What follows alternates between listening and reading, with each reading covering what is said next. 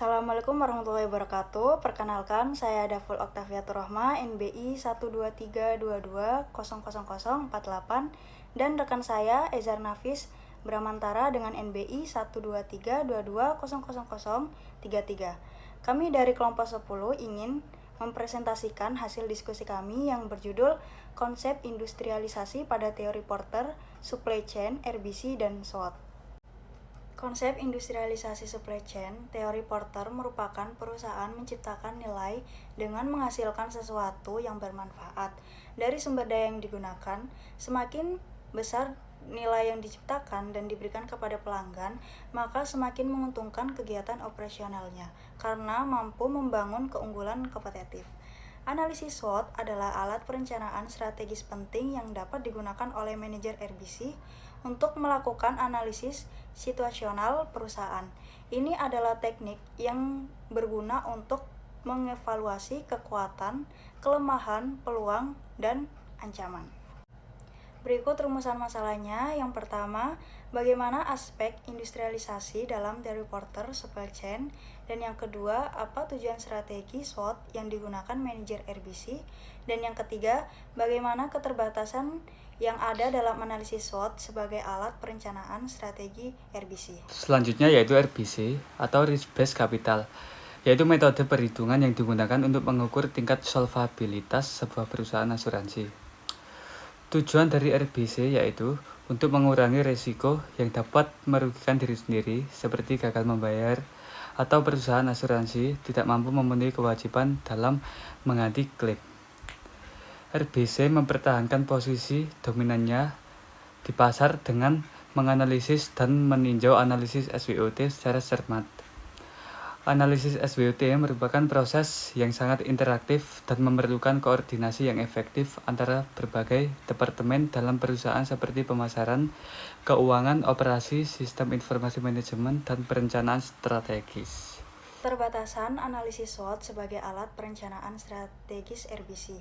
Yang pertama, SWOT tidak menunjukkan sebagaimana mencapai keunggulan kompetitif, jadi SWOT bukanlah tujuan yang akhir. Dan yang kedua, analisis SWOT dapat menyebabkan perusahaan terlalu menekankan satu faktor, internal atau eksternal, dalam merumuskan strategi.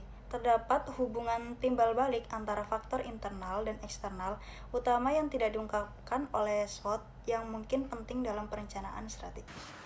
Berikut beberapa aspek industrialisasi dalam teori Porter supply chain.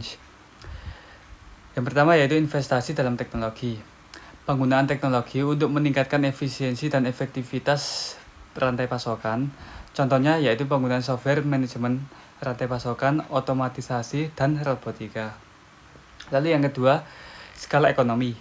Biaya produksi per unit turun dengan meningkatnya volume produksi. Hal ini memungkinkan perusahaan untuk menawarkan harga yang lebih kompetitif. Lalu yang ketiga ada jaringan. Pembentukan jaringan kerjasama dengan pemasok, distributor, dan pelanggan. Hal ini meningkatkan akses ke sumber daya dan informasi, serta meningkatkan daya saing. Tujuan strategi SWOT yang digunakan manajer RBC. Yang pertama ada kekuatan. Kekuatan rekam jejak yang sukses dalam mengembangkan produk baru atau inovasi produk. Lalu yang kedua, kelemahan. Terdapat kesenjangan dalam rangkaian produk yang dijual oleh perusahaan.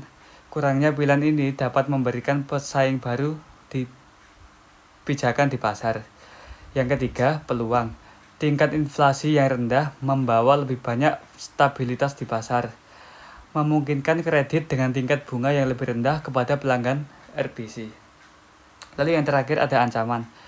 Teknologi baru yang dikembangkan oleh pesaing atau pengganggu pasar dapat menjadi ancaman serius bagi industri dalam jangka menengah dan panjang. Untuk kesimpulannya, mengingat keterbatasan analisis atau SWOT yang disebutkan di atas, manajer perusahaan memutuskan untuk memberikan bobot pada setiap kekuatan dan kelemahan internal perusahaan.